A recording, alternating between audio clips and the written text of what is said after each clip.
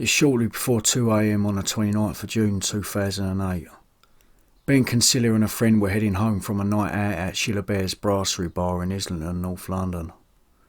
As the pair walked up North Road, they were suddenly set upon by three men. Ben's friend was able to escape the attack. Ben, however, did not run. The three men closed in on him and he was punched to the ground. Whilst on the pavement, he was stabbed 11 times in the chest and back. Ben got back to his feet as his attackers ran off and staggered into the arms of his friend, bleeding heavily. An ambulance was called and he was rushed to hospital. Despite surgeons' best efforts, he was pronounced dead at 7:30 a.m. as a result of huge blood loss. He was just 16. CCTV and witnesses helped police track two of the men to a house in Chadwell Heath, where Michael Allen and Joris Keeker were arrested. The third man, Jade Braithwaite, handed himself in to police the next day. All three defendants pleaded not guilty to the charges of murder and the trial began on the 27th of April 2009.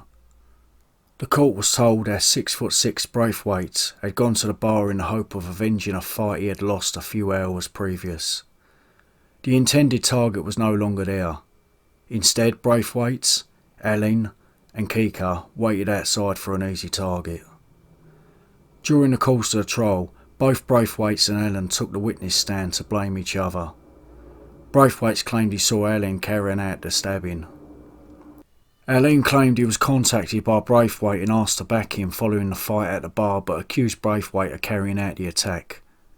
Keeker exercised his right to silence and did not take the witness stand.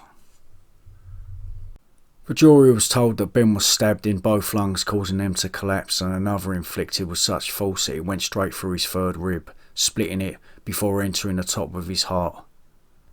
An artery had been punctured and some of his wounds was nearly 7 inches deep. His hands also suffered stab wounds, indicating that he had tried to fend off the knives.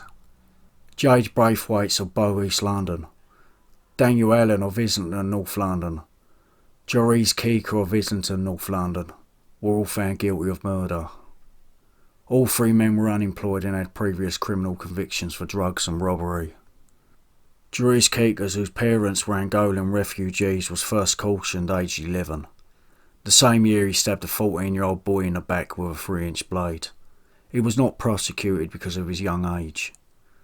During the trial, Ben's friends and family were subjected to assaults, verbal threats and being spat at by members of the defendants' families inside and outside the court. No action was taken. Instead, Ben's family and friends were asked by court officials not to stare too long at the defendants in case they felt intimidated. At the Old Bailey on the 12th of June 2009, Common Sergeant of London Judge Brian Barker sentenced Braithwaite, Allen and Keeker each to life imprisonment with a minimum term of 19 years. Passing sentence, the judge described the attack on Ben as brutal, cowardly and totally unjustified, adding that your blind and heartless anger that night defies belief. There was no possible excuse for such an arrogant and unfeeling attack on someone who had done you no wrong. You targeted an obviously younger and smaller lone victim and you have no remorse. As the trio were led from the dock to begin their life sentences, they sneered and made gun gestures with their hands while their families shouted abuse and spat at members of Ben's family.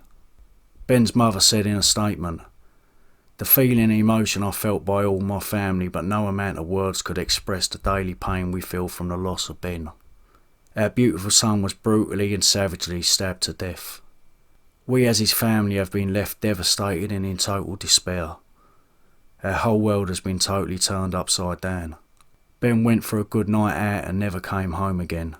Ben had only just finished school. He had a job and got his place in college. He never learnt of the wonderful exam results he had achieved and worked so hard for. Ben loved life. He loved living and he had so much to live for. The people who murdered him knew nothing of our Ben. Not a hair on his head, a bone in his body, not anything about our wonderful son. They had never met him before or spoken to him. They just cruelly took his life away with knives for no reason. We were a big, happy, loving family. Ben was our precious son that we cherished and were so immensely proud of. We as a family will never know the man he would have become. the wife he would have met, and the children he would have had. We cry every day for the loss of Ben. We do not sleep like we did before. Nearly a year on, our nights are still filled with nightmares of our son's last moments and what he went through that fateful night.